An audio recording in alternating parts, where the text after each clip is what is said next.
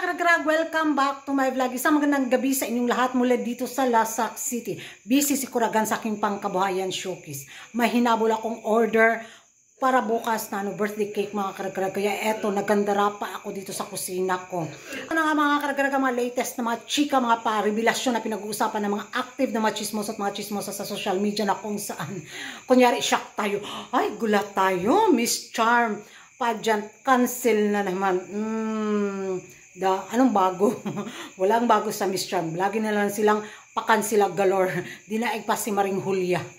Kaya ayun, buti na lang nag-resign si Krish na mga karag-karag bilang pambato ng Pilipinas sa Miss Charm pageant. Dahil kung hindi baka malutlot galore ng tuluyan yung beauty ni Krish na doon sa kakahintay kung kailan siya rarampa sa Miss Charm pageant. Ayun, sa pag-resign nga doon, ayun, nakronan siya bilang Miss World Philippines 2024. Tuloy ang laban. Dahil kung hintayin ni Krishna, nako, buti at nag-resign nga.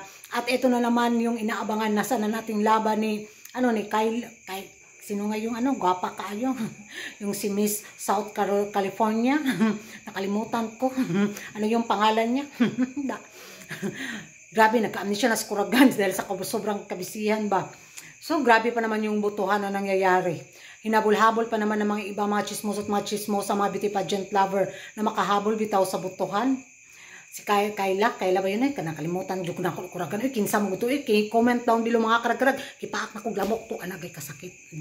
Impas. Ayun.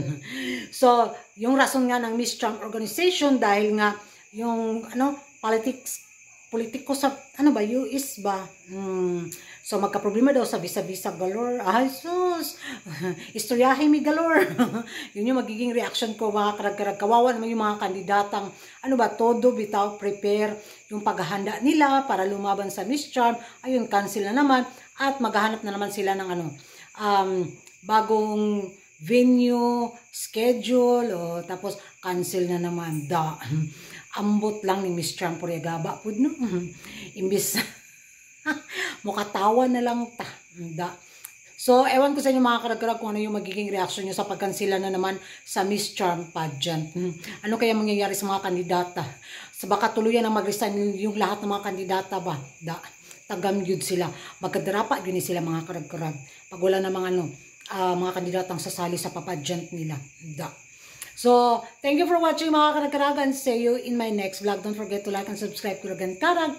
And tiwas na kong pag-bake diri. Oy, kay wala na dyan ang atong pang-ekonomiya ani. Diha na mo.